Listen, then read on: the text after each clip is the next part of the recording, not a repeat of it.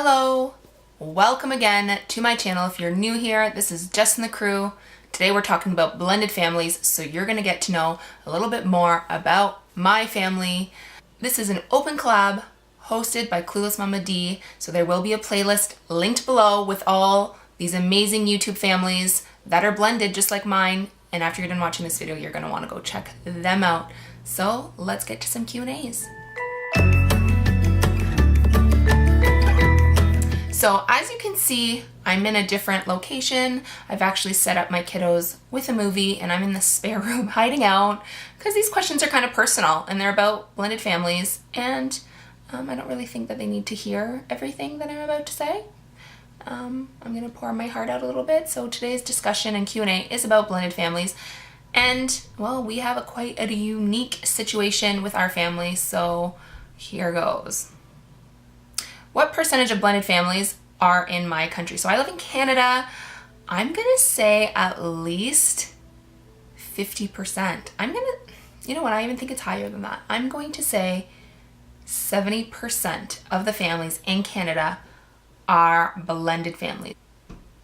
Okay, so I don't know if this is accurate. I'm trying to look through all this data. So Census Canada, so Statistic Canada, says that in 2011, oh no, there's an even more recent one, 2016, 62.8% of children from 0 to 14 years of age were living with one biological parent and one step parent. So I was pretty close. I was gonna guess between 75 and 50%, and I guessed 70%. So I'm maybe it's changed in the last 2 years.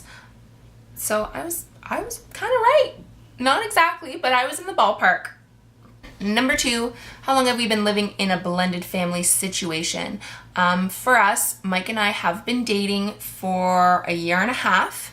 Mike and I haven't actually had the discussion of actually living together when that occurred. It was just very natural for us. We've been dating for a year and a half. I would say for the first 6 months, he wouldn't sleep here primarily. And after that, so I guess probably in just under a year, has been primarily living in our family home. What is the dynamics of our blended family? So we have a very interesting, unique kind of situation. Our blended family isn't due to divorce or separation. Our blended family is actually due to loss. 4 years ago, I lost my husband. He passed away. So we're also dealing with that kind of element. I'm actually a widow, and my 2 children do not have a biological father that is living. So it is just Mike that has entered into our lives. He does not have any children of his own. So that's kind of our dynamic, is that we were alone for 3 years, just me and the kiddos, and in came this new person into our lives about a year ago, and it's been an adjustment because I have my son who's quite young and is just loving the male attention, and then I have my daughter who is also obviously appreciates his presence and does enjoy his presence, but has a little chip on her shoulder because, you know, he's not her dad, and she doesn't have to listen to him. He's not part of our family. Those kind of things going on. So it's been interesting. How did I introduce my children to my partner? Mike and I actually met online, and we dated for approximately 2 to 3 months prior to me introducing him to my children. They were not introduced as this is my boyfriend.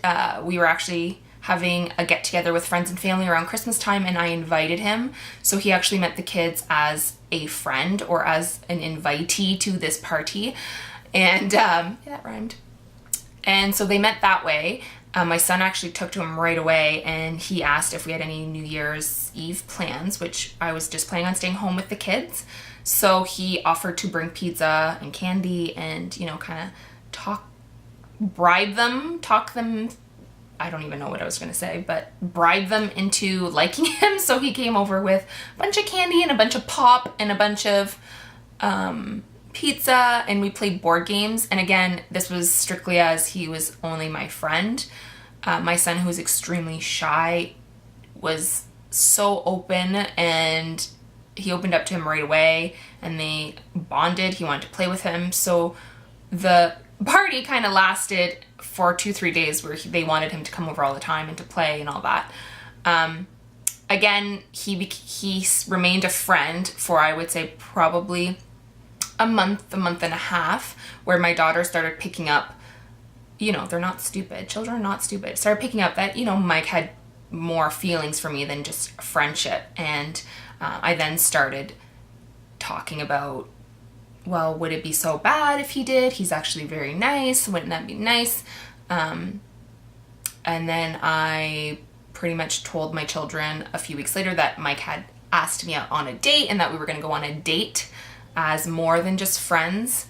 And approximately a month after, it was my birthday, and Mike took me on a trip to Nashville. So that was pretty concrete. And that's kind of when I told my daughter that no, he's not just a friend. He is more than a friend, and he's somebody that I would like to share my time with and be more than friends with. She had a hard time with it, but I had to tell her that that's life, and life does move on, and it's human nature to want to share your life with somebody, and that it doesn't mean that we're forgetting about her father, and that we're always going to keep his memory alive in our home, and we're always going to talk about him, and that doesn't mean that we forget. We're just moving on with our lives, and we need to be happy, and it's human nature to want to have a companion in life. And I'm young, and I need a companion. So that's kind of how it is. That's kind of how it happened. And it was probably a good October, November, December, January, February. It was a good 5-month process from introducing him to my children, and then being friends, and then being more than friends, and then actually stating that we were boyfriend and girlfriend. How is the parental roles and discipline happening within this blendedness? That's probably an area where we struggle the most because of our unique situation.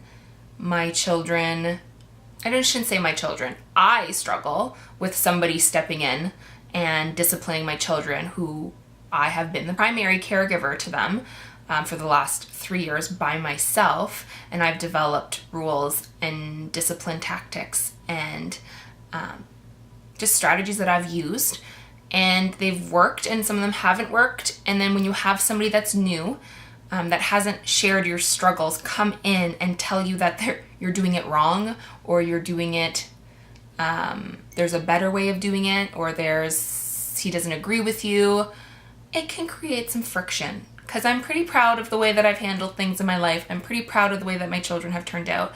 I'm pretty independent. So when this new person comes into your life and tells you, you're letting your kids get away with too much, or you need to be harder on them, and you need to discipline, and you need to stick with your rules, and essentially telling you you're not doing it right, hurts the ego a little bit. I'm not gonna lie, it's a little bit, but I gotta step back and appreciate that he is dealing with a lot coming into our lives, and this is new for him as well. And he, I don't think, carries the parental guilt that we all have. So I do try to take a step back and look at it from his point of view. And at certain times he is right. It's just a hard pill to swallow, knowing that you might be doing something wrong or not correctly. And it's all about open communication. So Mike and I do get frustrated with each other, obviously, but we do talk it out, and we do project a united front in front of the children. So even if I don't agree with what he said, or I don't appreciate how he's come across, or vice versa, if he thinks I'm wrong and I'm being too strict or too soft, we're going to discuss that in private, and then deal with it or come to a compromise. It is a touchy subject with my situation, for example, is at what point do you let another male role model come in and actually tell your children what to do, or punish your children, with you taking a step back and them being receptive and being respectful to that other adult as an equal to you. And with us having grief and loss mixed into that, and a part of them doesn't want to deal, I don't want to say deal, part of them doesn't want to accept that they no longer have this parental father figure in their lives and now they have to accept a new one. It's quite challenging, especially with my oldest, because, you know, you're not my dad. And I'm trying to be sensitive to that, but also, you know, our rule in our house is that there are adults and you need to respect adults. And if somebody tells you not to do something or to do something, you need to acknowledge that as not as a parental figure, but as an adult. Mutual respect there, definitely. How have I incorporated past traditions and religion into our new blended family? We do have a lot of traditions. I'm big on traditions. When I was married with my 2 children, we did Christmas lights. We would go on Christmas Eve and look at Christmas lights in our pajamas. We would have big Christmas dinners. We would do spring things around Easter time with my family. Halloween, we get dressed up and we decorate the house. And we've incorporated Mike into those traditions. And I didn't know how they would be received by my children, being that these were traditions we did with their father. However, it actually went very smoothly and very well. So we have any tradition that we have done in the past, we have continued to do. And Mike has slowly been integrated into them fairly easy and without pain. Like, it's been very nice. My family's been very accepting. My in-laws have been very accepting. And Mike's family has been extremely open-minded and accepting, which has made things 120 times easier for me. And I am so blessed. Like, I can't even tell you how blessed I am for having, oh my God, I'm gonna get teary-eyed, but for having such a dynamic and supportive network of people that have truly put my children first. For example, it was Ryan's birthday in October, and I just had an open door policy and everybody was welcome to come, and I had all 3 different families come and celebrate my son's birthday, and nobody was, you know, jealous or feelings weren't hurt. And it was just all about just celebrating this little boy's life and his birthday and growing older. And it's just more people to love him. And that's just so wonderful when there is a loss, to have a network that have stuck together and have provided a safe and nurturing environment for these children has been just wonderful. And and if they're watching, I am so appreciative of everything that anybody has ever done for me or my children. And even if your feelings were hurt, you've put that aside and you've still come to birthday parties and Christmas, and it's just been wonderful. And I'm so blessed and thankful. Question number 8 is, what is a positive thing? Yeah, a positive thing about living in a blended family. Like I said just previously, it's just more people to love these kids and to be a support network. Everybody has their own expertise and talents, and when you put more people together, you know, my daughter loves guitar. Well, there's people that know how to play guitar in our blended family that can teach her, and there's people that are more sporty for my son, and there's people, and when we get together, there's just always somebody to confide in and talk to and to call for advice. And it's just, there's more people to love them, and that's just wonderful. What advice I would give to a newly blended family? Well, I am the newly blended family, so if you have advice, comment below because I might need it. But for me, in this point in time, communication and being open and honest is key. For example, coming into the relationship with Mike, I was very open and honest. I'm a widow. I have 2 children. We are a package deal. I do not have a lot of free time. So that was out there to begin with. I do not have a kid-free weekend every other weekend. I don't have shared holidays with a spouse. I have my kids 100% of the time. And for somebody coming into a blended family, that might be difficult, especially somebody who does not have children and maybe has an expectation of what that's like, but doesn't concretely know what having children 100% of the time is like. Surprise, Mike. it can be difficult at times. So that was very put out on the table right away. Also right away was, you will not meet my children unless we are super committed to making this work.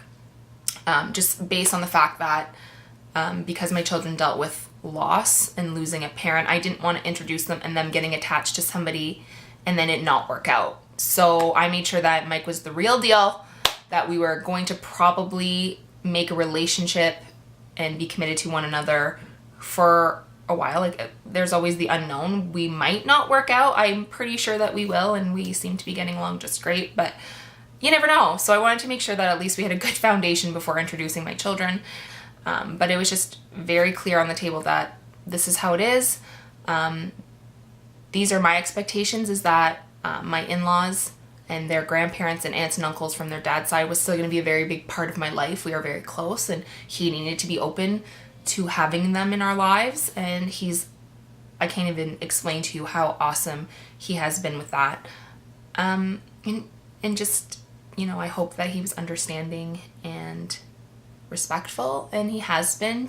But I just laid it all out on the table, and that is it, and that is our lives. And if you can accept it, then great. And open communication from day one. Mike and I, if there's something that we don't agree on, or we don't see eye to eye on, or we think things could be different and better if we change something, we're just very honest. And I've learned that life is short and there's no time to dilly-dally around issues. It's just to be honest and say, like, this is how I feel, and let's compromise, or let's do something about this to make it work. And if you bottle things up, it's not gonna go well. So that is my Q&A about my blended family. So the playlist is below. You're gonna want to check out the other awesome YouTubers and their story. Go check it out. And if you're new here and you're not subscribed, subscribe down below. We have amazing content, and we post at least 3 times a week, if not more. So go check it out, and we'll see you soon.